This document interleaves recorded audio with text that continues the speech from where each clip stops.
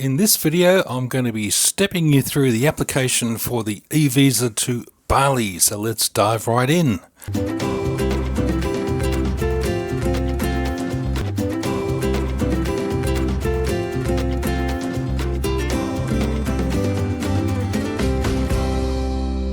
First things first, you'll need to visit the official website for the Indonesian government's eVISA portal at https://evisa.imigrasi.go.id. There's the address on the screen.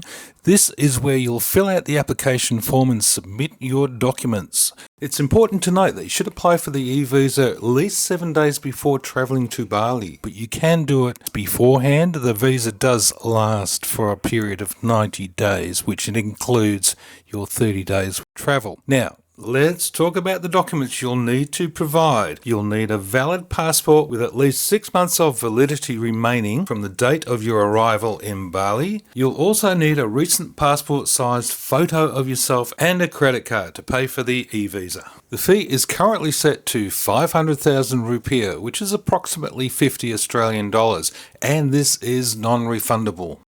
So we've put in the eVISA website address, and this is what we're confronted with. It's the homepage of the official eVISA website for Indonesia.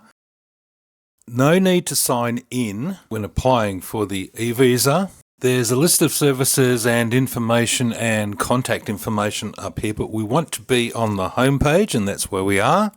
The yellow box is what we tick next. And we can see there we have 3 steps, which is the apply, payment, and download the eVISA. Or if you already have the eVISA, there's the option to extend the visa. Let's tick the apply button. Now here we select options from the drop-down boxes. Firstly, nationality, select your country. Next is the reason for your visit to Indonesia, and I just selected the first option, which is general, family or social. And the next drop down, just select tourism, family visit and transit. The next drop down option is which visa you would like to select. In this occasion, we are selecting B1, but there are other options available to you. Okay, summarizing what we have just done, we've entered our nationality, the country, from the drop down box. The main purpose of your visit, general, family or social, is what we selected here. The sub-purpose of my visit is tourism, and I want to explore and choose a B1 tourist visa. That automatically defaults to 30 days. And below is a description of the type of visa that you have selected. So in this case, it's B1. Then we press on the details and apply, which gives a pop-up description of the visa that you've just selected. So we can quickly check that the type of visa is a B1 for 30 days.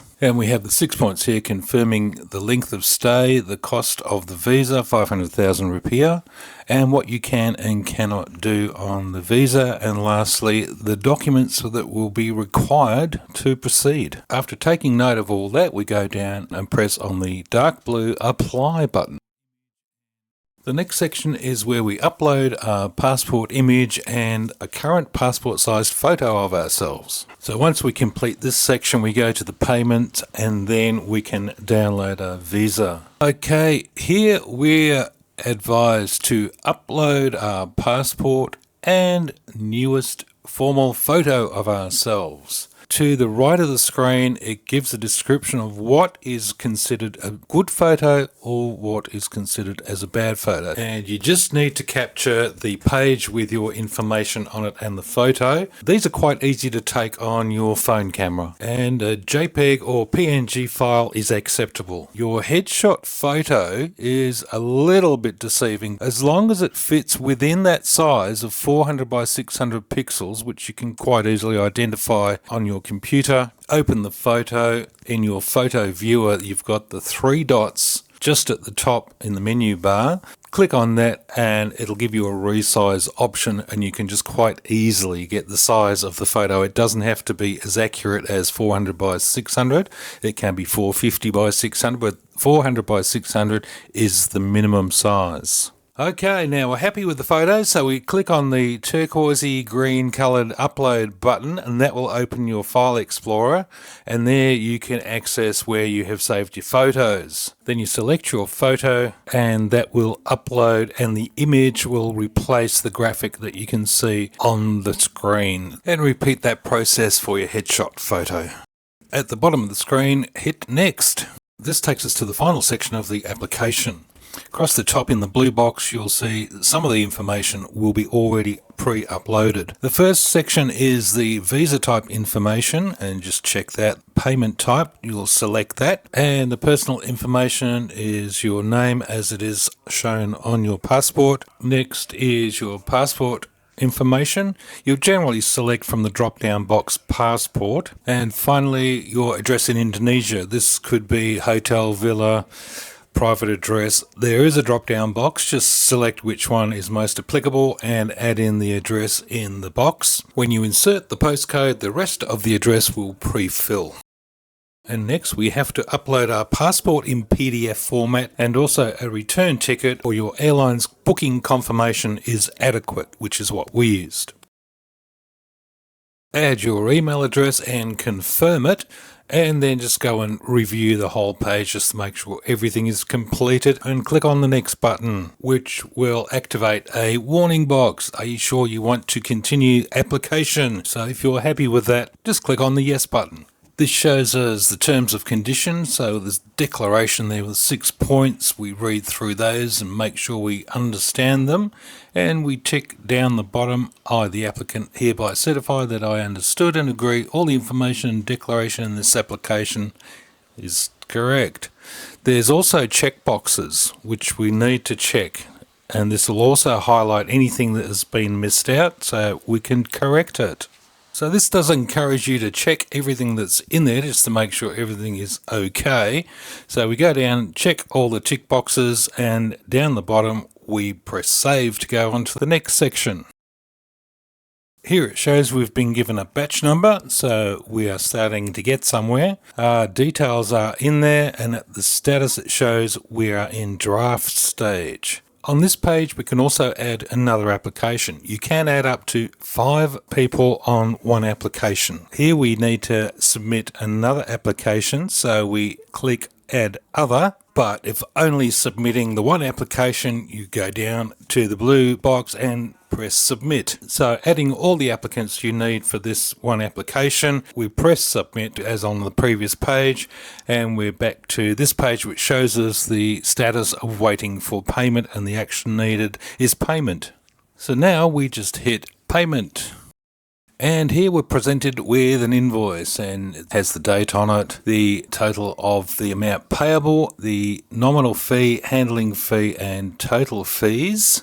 And just below that, this is where we insert the card number, the name on the card, the expiry date of the card, and the CVC number before we press on the red button that translates to Pay Now. Automatically that will be debited from your card. You should then get a notification email from FinPay saying thank you, we've received your payment. Then you'll get another email straight after that saying thank you, your payment has been successfully received, and it will give you a order of summary and a receipt. Okay, so moving back up to the top of this page, we have the blue tick which indicates that so far we have been successful. We have the yellow area which says back to home page. Here you can check your visa status. Press that and it takes you back to the home page. We'll have a look at that shortly. There is a download option which will download your visa, or there is a send to email option.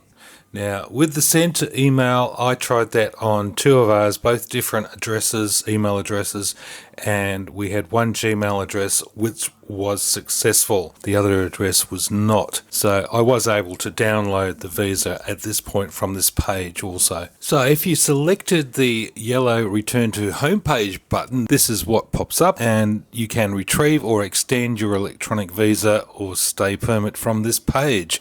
Once again, you input your passport number, choose your nationality from the drop-down box, and insert your date of birth from the drop-downs. And then press Find. This takes you to your visa application status report, and you can see there it's approved in the green box. Next to that, action. Underneath that is eVISA in the blue outline box, and if you check that, you can download the visa from there. And that is pretty much it. And so there you go. I hope it wasn't too complicated, and I hope it gets you through the process. Thank you for watching.